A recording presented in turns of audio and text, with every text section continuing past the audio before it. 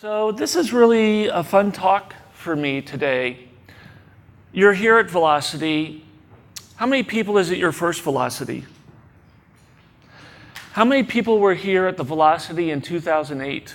Well, not here, but at the Velocity in 2008. It was around 2008 it started bubbling, and then Rob Peters this morning from Verizon Edgecast had it in his keynote slide deck.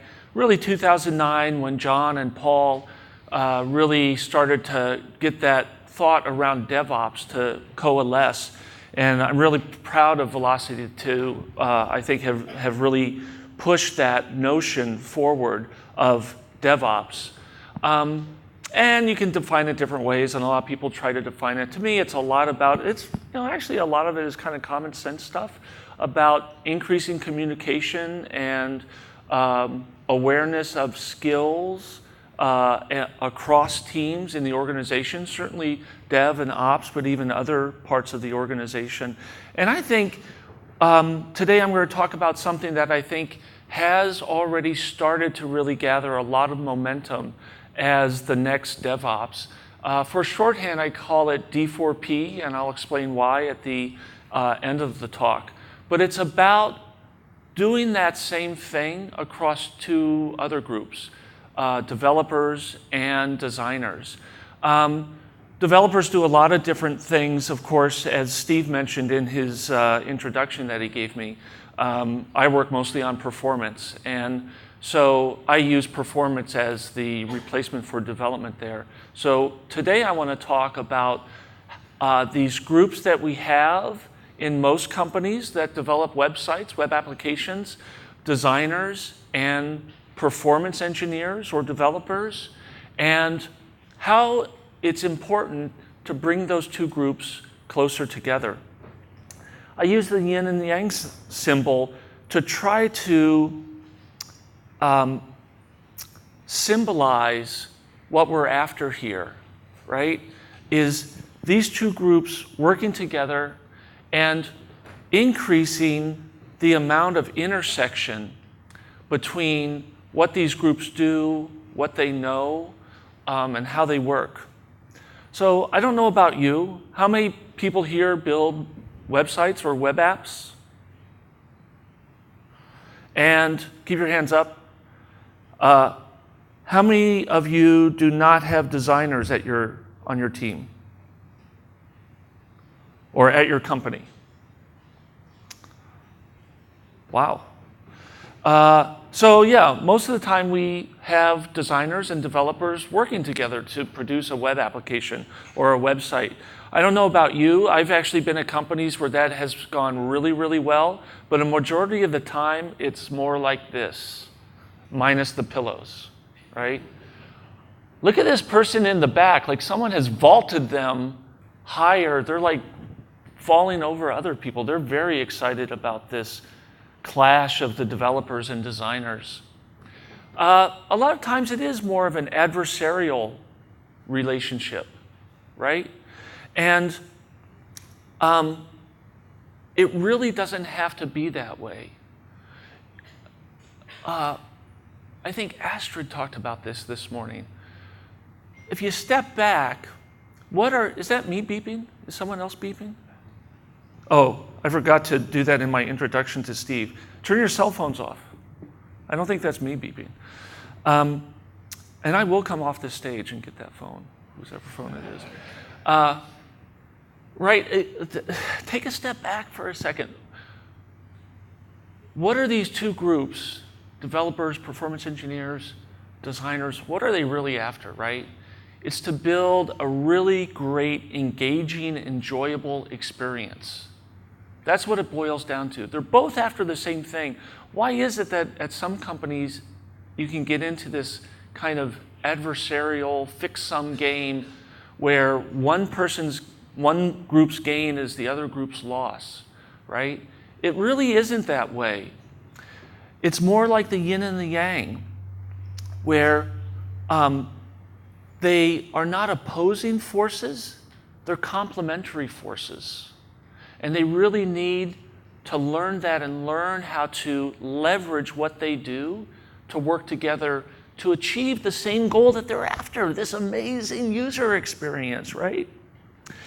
So I actually talked about this a year and a half ago, Velocity New York 2013, with Tim Kadlik. Are you in the room? And Jason Grigsby, and I think Laura Hogan was there as well. And we were talking about how performance was a really important part of design, and how there was some people in the design community, and those folks, especially Jason and Tim, are much more in the design camp than I am. How there were some folks in that design camp talking about performance and really focusing on user experience, but that we needed to increase that. And we talked about strategies to do that, and to some degree we followed through on those strategies, but to a large degree it's been just an organic thing that's happened, so much so that I was at Smashing Conf last month. I spoke there, and I consider Smashing Conf a little bit more on the design side. And luckily I got to kick it off, and I talked about design and performance working together. And afterward, out of 20 speakers, there were probably 5 more speakers who did the exact same topic. So there's a lot of momentum around this idea of the importance of bringing design and development closer together. And it's one of the reasons why a couple of months ago I joined SpeedCurve. This is my partner, Mark Zeman. He's from Auckland, New Zealand, and this is literally his backyard. It's like a jungle. He comes from a design background, and we talked a lot before. We've known each other for over a year. We talked about SpeedCurve and what his thoughts on performance coming from that design side, and it just really resonated. And that's what we're trying to do with SpeedCurve, is give performance information, the right performance information, to developers and designers so that they can really achieve this shared goal that they have. Mark's actually doing a talk after this in, I forget which room, but another room, talking about very advanced data visualizations. In lieu of Mark being here, I'll borrow slides from Yesenia Perez-Cruz.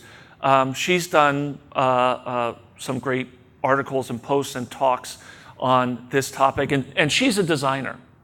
I don't come from a design background. So she talks about how she used to be a reckless designer.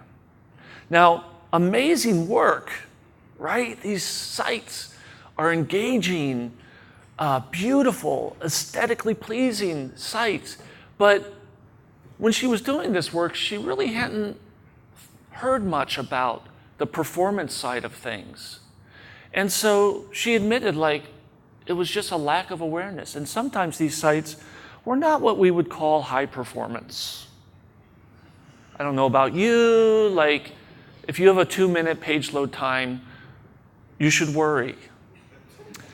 And I think the 136 requests, I blocked out the size. It was like 10 meg or something like that. There it is, 6 meg. Just a really, really heavy site. Was that her goal? No, her goal, again, was to build this really engaging, enjoyable experience. And it was just this lack of awareness. And that's what, for dev and ops, that's what DevOps is about. For design and performance, that's what D4P is about, is fostering that awareness. And Yesenia has that awareness now, and that's what the point of her talk is. She talks about performance budgets and some other things that I'll talk about in a minute. So it's funny that isn't part of the thought everywhere today, because we know, or at least folks from Velocity know, that performance is really important, not just for the user, but also for the business. So we know, if you've been coming to Velocity, you know all these studies or reading the blogs. Bing showed that a site that's 2 seconds slower for search has a 4% drop in revenue per user, plus all these other goodness metrics drop off. Kyle Rush from the Obama campaign did a very great controlled experiment or launch, where he made the site 60% faster and donations increased 14%. And just last month, Google announced that the whole mobile-geddon thing, I promised myself I wasn't going to say that anymore. Google announced, just like they did for AdWords in 2007 and desktop PageRank about 3 years ago, now for mobile PageRank in Google search, that if your site isn't fast and the content, the design isn't laid out appropriately for different screen sizes, then you're going to get dinged when it comes to PageRank. Okay, so quick recap. I haven't gone too fast, but let's just revisit. Often, hopefully not at your company, but at a lot of places I've been, often designers and developers work in silos.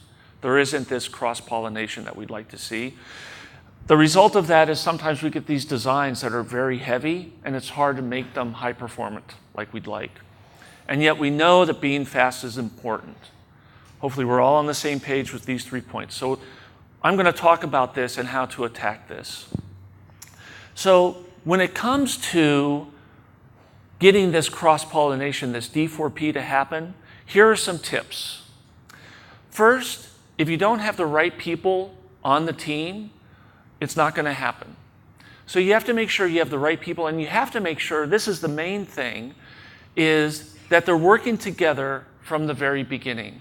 So you don't want to start by having, say, marketing and design sit down, come up with a product concept, scope that out, do some Photoshop mock-ups or something like that, and then pull in the developers. That's not going to work, and that's where you get this kind of headbutting or fix-some game problem, where some people in the organization have gotten anchored, they have some emotional ties to one design, and then you bring in other people who don't have that background, that history of how this design came about, and they talk about other issues and they try to move those anchors away, and that brings sometimes frustration, anger, reluctance at a minimum. And so it's really important to have the right people and have them working together from the very beginning.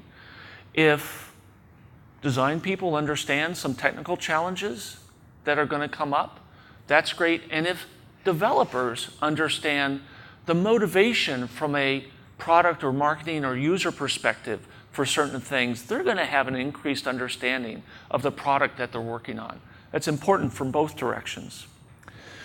When you're doing these discussions early on, it's really important as you're talking about the product and the marketing and the goals and the users to set some guiding principles. And certainly, from my perspective, I love performance. Performance has to be a big part of those guiding principles. And the people in this room, if you follow this advice, it's your responsibility to make sure performance is addressed. I really like specifics. I feel like this is pretty hand-wavy. So here's a specific that Mark had from his work as a creative director at a design agency. This is one of the examples of guiding principles that came out of their work with a New Zealand news website, where their main guideline was speed is more important than design embellishment.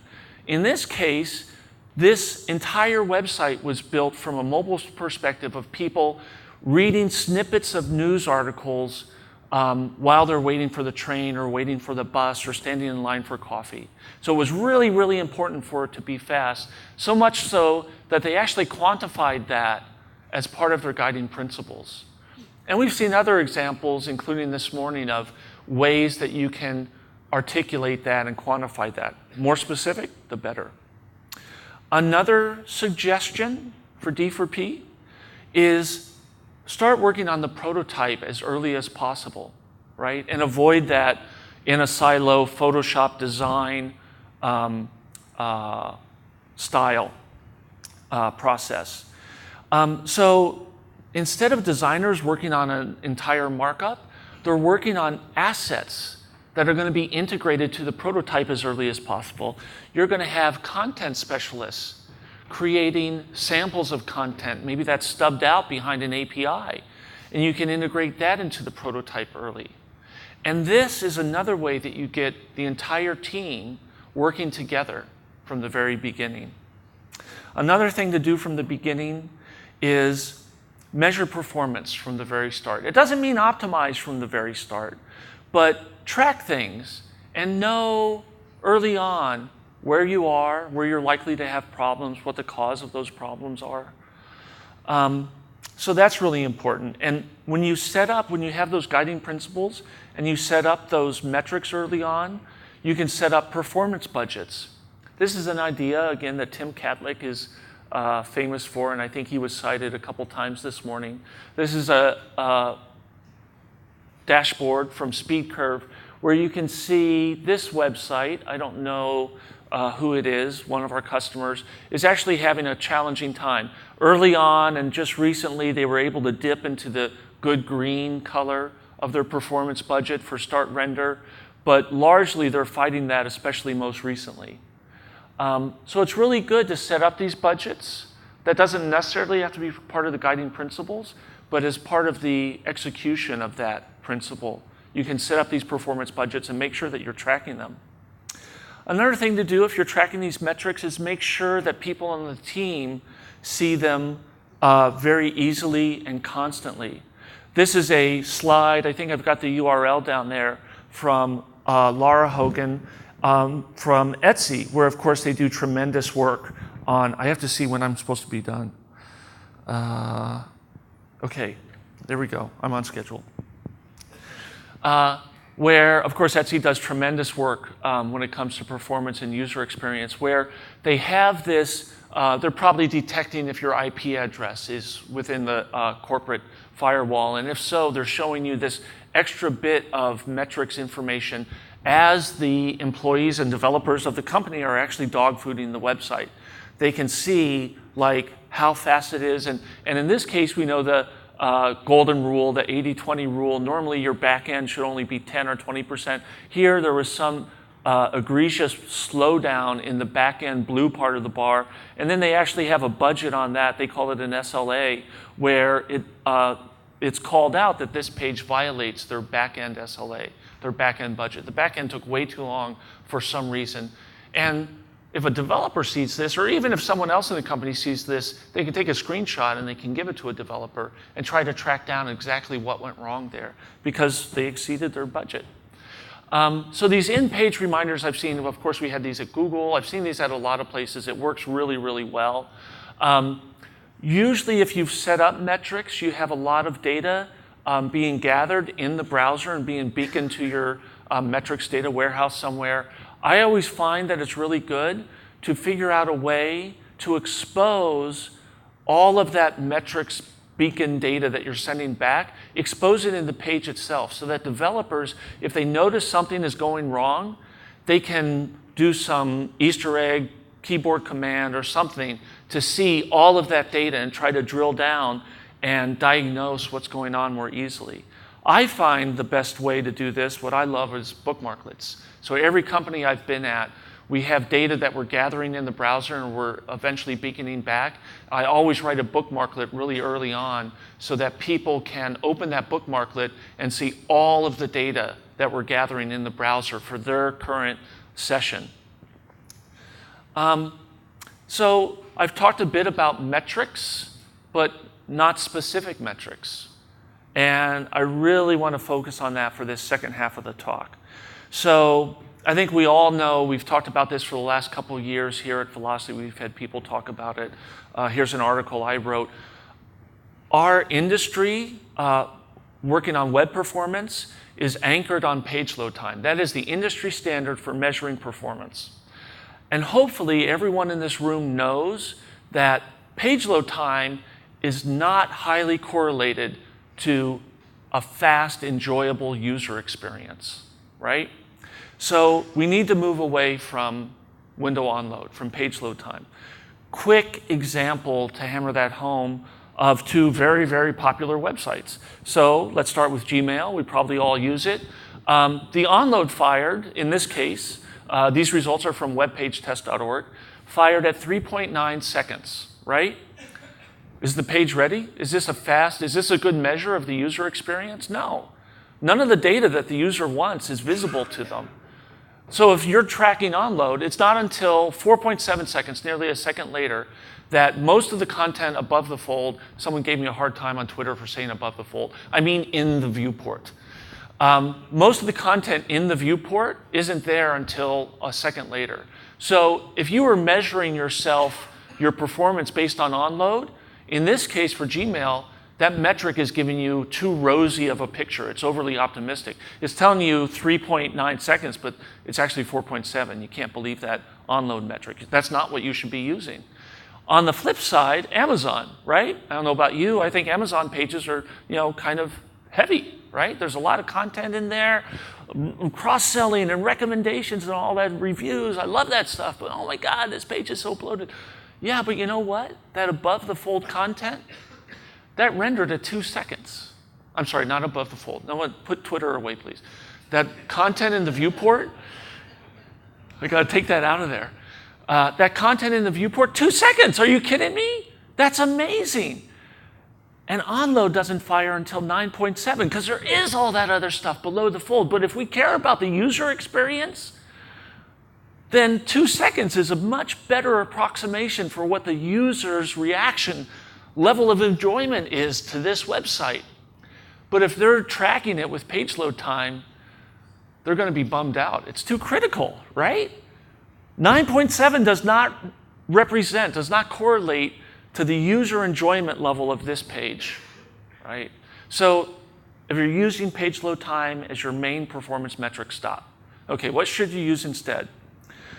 So we need to find some other metrics, some that are more highly correlated to user experience, right? We might not be able to hit it right bullseye. Someone saw this slide and they said, why didn't you get a shot that had it in the bullseye? I said, well, we're not going to, probably until we get implants in the brain, we're probably not going to be able to have exactly bullseye the user's perception of enjoyment of this website, but we can get a lot closer than where we are now. Now with page load time, we're in that outer ring all the way out there where you only get double points or whatever it is.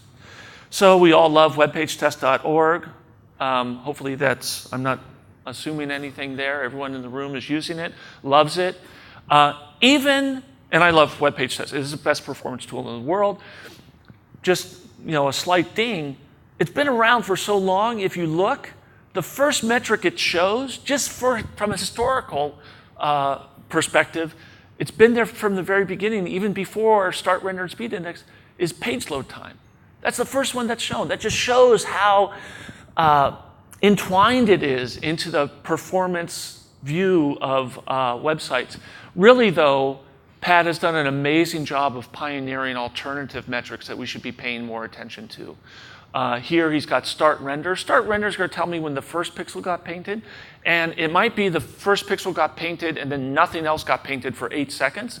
So it's a good one to use. It's better than page load time. But speed index is really a better one. What's speed index? There's a URL you can go to and you can read about this function that has curvy lines in it, which really scares me. Here's a way I think of it. Pat explained it to me this way. If you looked at a timeline from 0 to whatever the page load time is, across that timeline, more and more pixels are going to get painted, right? Initially, there's no pixels painted, and then that start render is going to happen, and you're going to start getting more and more pixels. And then finally, all the pixels will have been painted at least once. Speed index is the time at which the 50th percentile pixel got painted, the median pixel got painted. And so it's like a median time for pixels, for rendering. So it would be great to have histograms, and we'll show later some other things that give you more visual information about the rendering experience. But if you can only look at one number, speed index is a great representation for the overall rendering experience of the website.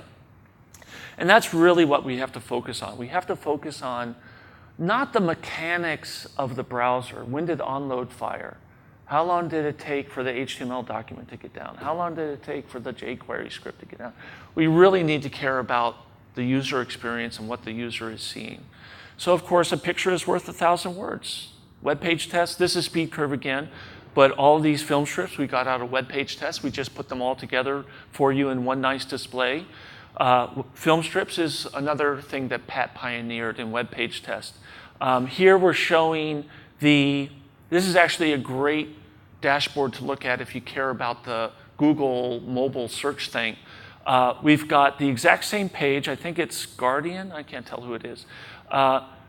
Rendered in different viewport sizes. And if you hover over them, you can see all the different viewport sizes. So here in one place, you can see the speed at which you're delivering the content visually. When did it happen? And you can also look at the content. If the site was not responsive, up there at the top on these little 320 by 480 viewport sizes, you'd see really, really tiny links. And Google is going to ding you on that. That is not the layout that you can have, the design that you can have on a small screen size. So these pictures, again, like you can look at speed index, one number. If that's all you have time for or room for, that's great. These film strips, oh my gosh, tell so much information. Put all your competitors next to yourself right there and see what that looks like. If a picture is worth 1,000 words, a video is worth 1,000,000 words. So we can look at Amazon and Gmail loading next to each other. Amazon's done. I'm still waiting for Gmail. It pretty much loaded, but that pesky chat widget, and there it is, okay. Quite a bit longer. Again, put yourself and your competitors next to each other in a video. Very, very telling about what the user experience is like. And now I'm going to deep dive on one specific thing that I think is really, really important. It's a problem. It happens a lot, and it's fixable. So we should pay attention to it. It's hero images. So we have a lot of beautiful websites today that have massive hero images. Even a product page has a hero image. It's much smaller. It's the picture of the shoe, and there's lots of other. It doesn't take up the whole page. But certainly these sites, Jawbone in this case, huge image that really makes the site, right? But if we look at the film strip across different viewport sizes, it's not till 2 or 3.5 seconds that we see that hero image. That's a long time to wait. That's too long for the user to wait, right? I call this HID, hero image delay. I did this talk before, and I literally got a tweet that said, I found the talk informative, but the use of the creation of a superfluous acronym really took away from the value of the presentation. To be honest, I kind of did this tongue-in-cheek. I agree, we don't need more acronyms. I thought it was kind of, because the hero image is hid. I don't know, I thought it was kind of funny. I'm not expecting, this is not my legacy or anything, but. So let's look, this is the speed curve waterfall chart. My partner has done a lot of work on here. Now, as you scroll horizontally through the timeline of the waterfall chart, you can actually see what rendering is going on at that point. So we see it about 2.6 seconds. That's when that image comes into play. If we go back here, if you looked at this and you say, yeah, that hero image, whoa, it's really coming in late. How big is it? I bet it's really big. We could look at our CDN. I bet it takes a long time to download. Well, it's just the price we have to pay for these beautiful images. Look at this. Are you kidding me? There's the hero image. It only took 500 milliseconds to deliver? It's all this. How come it didn't display right away? It took 500 milliseconds to deliver that thing, but it didn't show up until 2.6 seconds. What was that all that other 2.1 about?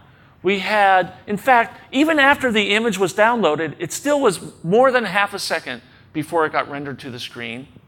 And after the HTML document got downloaded, which contains the reference to the image, it was still 6.5 seconds before the image even got requested.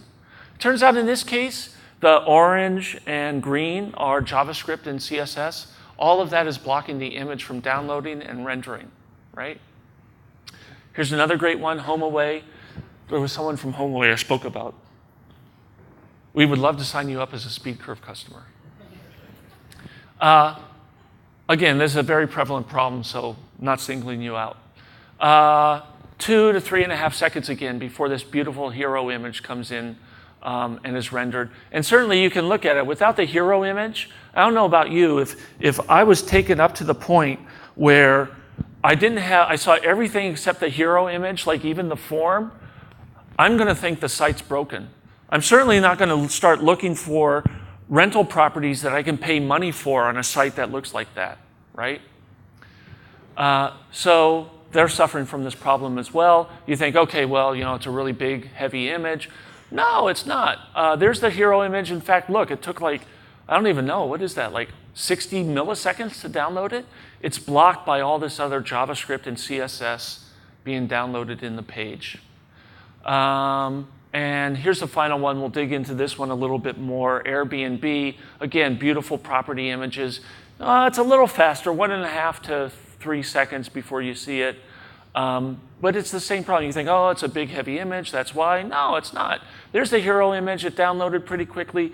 But it was delayed almost 700 milliseconds between when the download finished and when it got displayed. Let's dig into this one.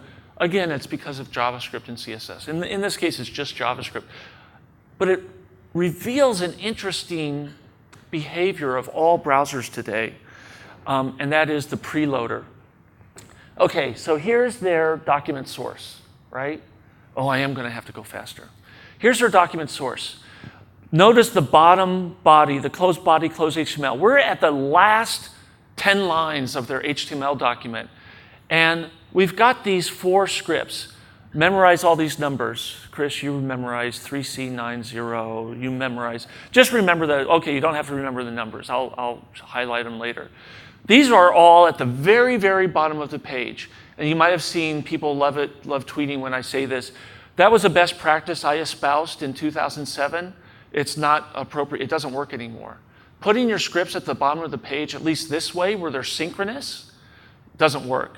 Because look what happens. The preloader will scan your HTML document, the entire thing. It will find script tags, and all the browsers today give scripts a higher priority for downloading.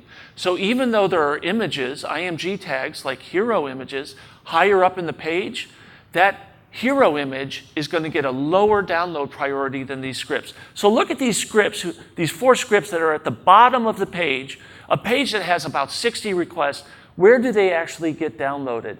There are those 4 scripts. One of them is the 3rd request, 5th request, 6th request, 9th request. All 4 of those at the very bottom of the page are in the top 10 downloads of the waterfall chart because of the preloader. The preloader is awesome. Overall, it's awesome. But if you have hero images, you probably, and especially if you put those scripts at the bottom, you've kind of said, yeah, these don't matter that much. And yet they're delaying probably the most important resource in that page, that hero image. So really, when it comes to scripts, oh, and you think, well, they don't add up to that much. It's only 238K. Yeah, but that's gzipped. Ungzipped, it's 800K of JavaScript that has to be, once it's the 238K is downloaded, it's ungzipped and it has to be parsed and executed, a huge amount of JavaScript. And that's what's blocking this image from rendering, because the image won't be rendered by the browser until all the JavaScript is downloaded, parsed, and executed, right? Okay, so speed index, if you need a general metric, is the best metric you can use, but it's still a general metric. And all of our pages, not all the pixels in the page, in your page, have the same value. So you really need to implement custom metrics. It's the number one takeaway from the talk. You have to define, and you probably, hopefully, as part of this D for P process, in that early staging, we'll figure out what are the most important parts of this product that you're building. Define those most important design elements in the page. They might map very closely to DOM elements. Measure when those most important elements appear in the page using the user timing API. And then you can track that in your run products like Impulse and your synthetic products like SpeedCurve. I have a sweater that I'll show you later that says SpeedCurve on it. So let's dig into this a little bit. Custom metrics. Probably the most important custom metric article that really got us thinking about this was the one from Twitter about 3 years ago, where they said their most important metric when it came to performance, that shows you how far ahead of the game they were, 3 years ago, time to first tweet, not page load time, not speed index, time to first tweet. When you're looking at your timeline, how long does it take Twitter to get that first tweet to render on the page. How would you measure that? Seems pretty straightforward, but how would you measure that? Hey, did I skip one? Oh, okay. I think I skipped one, but that's okay. How would you measure that? It seems pretty easy. How many people here think they could figure out when an image got displayed to the screen? I guess I set that up poorly. It turns out, I thought, oh, this can't be that hard. And it was really hard. So I created this test page where it has an image that's a little starfish, and it has a script at the top that takes 3 seconds to download, and a style sheet at the top that takes 5 seconds to download. Why did I pick those two? We know that scripts and style sheets block rendering on the page. They block images from appearing. I want to see if I have a problematic script CSS situation like this, how is it going to affect the rendering, the display of that image, right? I know what the source of truth is. I know that the image actually displays a little after 5 seconds. How do I know that? I used web page test, and web page test has these awesome film strip views. So I ran this on every browser, and on every browser it was like 5.2 seconds. So we know the source of truth. 5.2 is the correct answer. Let's look, and then I thought, well, okay, I've got some candidate ways of measuring this. I emailed a bunch of other gurus in the industry, and they said, well, how about Mutation Observer? How about this? So I tried all 5 of them. The first one I thought of was, let's use resource timing, right? If it's supported in the browser. Well, here, if I use resource timing, it tells me that this image was done from resource timing's perspective, get entries by name, duration, at 1.5 seconds. We know that's too fast. The real answer we want is close to 5.2. So it's not that resource timing is buggy, it's just answering a different question. Resource timing tells you how long did it take for the resource to download. We're trying to measure when it got displayed. So this gives us a good answer for download, not display. We could look at the image onload handler. That tells us 3 seconds. That's too fast. We could try Mutation Observer. Same thing. It tells us 3 seconds. That's too fast. And you could, I've just got code snippets here. You could download you see the URL up there. You could look at that. And I blogged about this too. We could do image polling, where every 100 milliseconds we check if the image's offset height has changed, because that tells us that it got rendered. Too optimistic. It tells us 3.2 seconds. It turns out the only technique that works is actually very simple. After the image tag, just put an inline script that takes a time measurement at that point. And that's going to tell us in this case, 3 seconds. So it's the closest way to measure when an image actually gets displayed. We're almost done. In this case, the image was really fast. In the previous case, the image was really fast. It was the scripts and style sheets that were slow. Let's flip it. Let's make the image slower than the scripts and style sheets. In that case, it really takes about 7 seconds before this gets displayed. So the inline script gets executed before the image is actually rendered. It's either resource timing or image onload that is giving us an accurate time for the image rendering in this situation. So really what we have is we have 2 different scenarios we have to worry about. Slow blocking resources or the actual slow image. So all we have to do is measure both and take the max of those 2.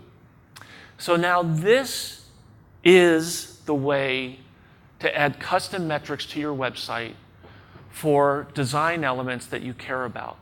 Whether it's a hero image or a product image, it's most likely going to be an image in the page, and now we have a technique for measuring that accurately.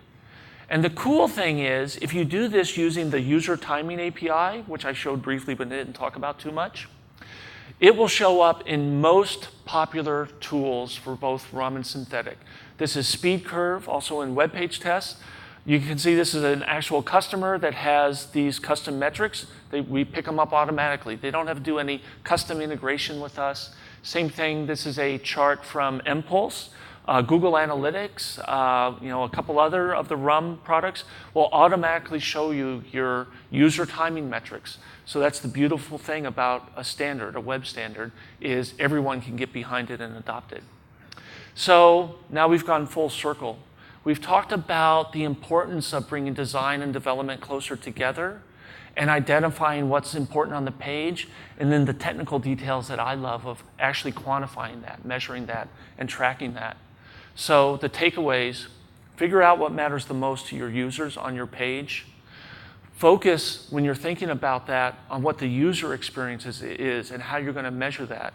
And implement the custom metrics so that you can track that over time. If this is something that makes sense to you, you like the way this is, then I recommend that you buy the inspiration for my D4P acronym, Laura Hogan's book, Designing for Performance. That's it. Thank you very much.